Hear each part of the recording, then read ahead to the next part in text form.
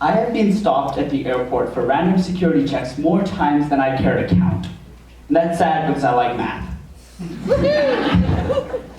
The thing is, every time we travel, my family and I will account at least an extra 2 hours for those very random checks. So, my name is Rahul Jain, but I've spent the vast majority of my life going by almost anything but. I've been Rahul, or some other far-fetched variation. The most being Jinwei though, with the rationale that Jin sounds like Jain. And there's a very simple reason for this. My name is about as common as an Indian name gets, but I've spent the vast majority of my life living outside of India. So where am I from? Now that is a very hard and dreaded question to answer, because the truth is, there isn't an easy answer.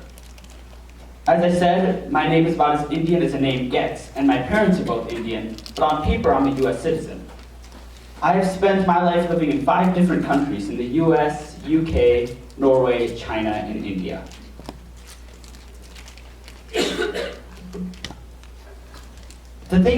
So when I got on the stage, I'm curious as to see how many of you thought, oh look, the Texan kid is about to speak. Because I was born in Texas, and I have spent more time in Texas than anywhere else in this world.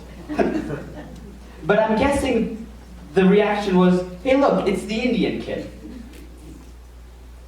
I was taking an Uber recently in Baltimore, and in conversation with the driver, he was asking me what I was doing here, and where I was going to school.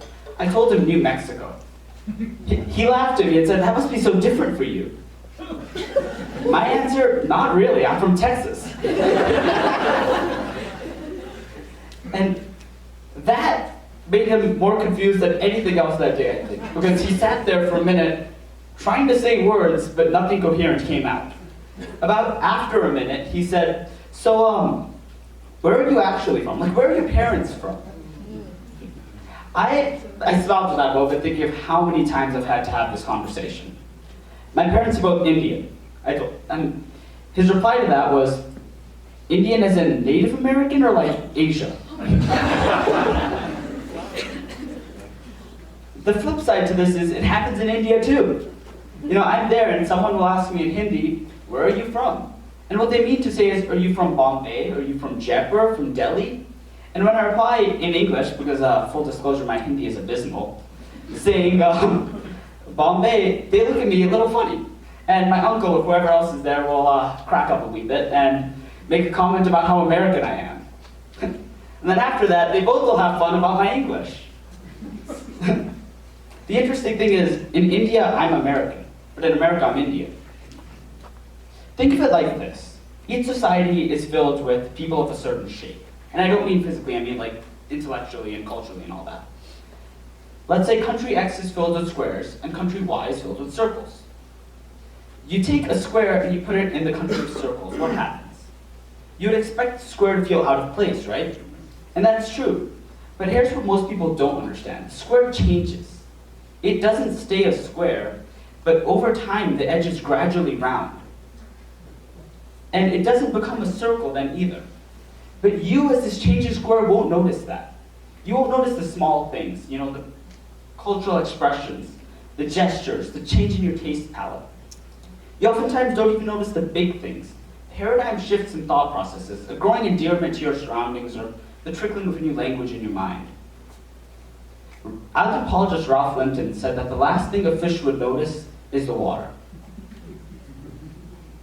So when this changed square goes back, it realizes that it's not a square anymore. It's not a circle either, it knows that. So what exactly is it? There is no culture for rounded squares. It's a bit of both, a bit of neither. That is the problem with 2 cultures. I'm from 5. I'm what you would call a third culture kid, a TCK, someone who has spent a significant portion of their developmental years outside of the culture of their parents. And I'm talking about this for one reason. I think there's a lot that can be learned from TCKs for the advancing world. Now, with globalization, countries are becoming more and more dependent on one another. And as that happens, people and cultures are going to have to learn to do more than just coexist. This is especially important for the workplace, where international companies are realizing that projects taking place all over the world require people that appreciate culture and have an aptitude towards that. And that is a skill that is severely lacking in graduates entering the workforce today. I can't imagine that in the next 10 years, you will be able to live in a place of people only from one culture. In the last 10 years alone, that number has increased exponentially. The way I see it, lack of effective communication is one of the biggest causes of conflict. And as these cultures combine, there are going to be discrepancies that need to be handled. They need to be addressed. And for that to happen, there has to be an understanding. This is where TCKs have, by nature, learned to do this. You know, when I went to China, I didn't look at it as, this is China, not for me. You know, everything here is Chinese and not the way I do things. I simply saw it as another way. And as that happened, I loved some ideas, and I embraced them. There were some I disagreed with, and I did, but that's okay. You come to appreciate some and not others, but that doesn't change anything. At the end of the day, I can't or won't say I'm Chinese, but what I can say is that I wouldn't be the man I am today if not for my time there. You see, understanding is vital in the world to move forward, and communication is necessary for that. Another thing is, third culture kids all have a weird relationship to change. Most of my friends know this. I hate it. But I also love it. It's bittersweet, the end of an epoch and start of another. You know, most children don't have to think about home and how long they'll be there. I did. I knew every place I lived, it would probably be a few years, probably 2, maybe 3, 4 if I'm lucky. I both could and have counted my days in any place, both out of sorrow and joy. And that impermanence has pushed me to look at time in 2 different ways over the years. The first one was a very apathetic approach. You know, why bother? If I'm somewhere for 2 years, for 730 days, does it really matter what happens? Does it really matter if I don't ever have to think about it again after those 730 days? And as I grew, this approach changed. And it's become what it is today, which I think is a lot better, an approach of, you know, I have only 730 days. What can I do with it? It's an approach of action. I now go to a place and try to understand my surroundings, and then act as I see fit. Through my time in a lot of countries, I've noticed a lot of complaining. That seems to be a universal thing, but very little action in that sense. I still struggle with this today, but I know that if there's something I am passionate about, and something I believe in, and something I'm interested in, I will do it. The time to do that is now. There's no point in waiting.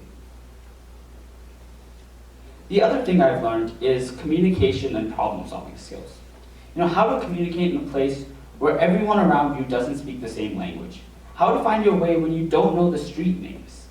Even something as mundane as trying to buy groceries. It's hard. Things you take for granted in your everyday life present a challenge to you. Communication in that sense too is very important. You must understand that communication will lead to the understanding that will allow the world to move forward as a unit as itself. Progress is necessary. It's no longer going to be okay for people to just coexist. There's a lot that can be learned from the different cultures, and that should be done.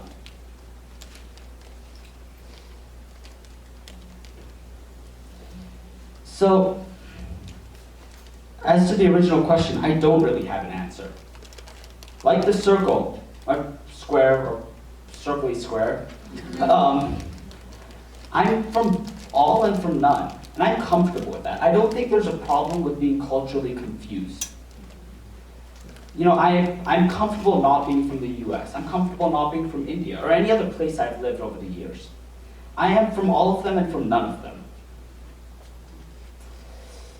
I want to dare to call myself what's the phrase? Microcosm of the world? But how about a cultural smoothie? A bit of all. Thank you.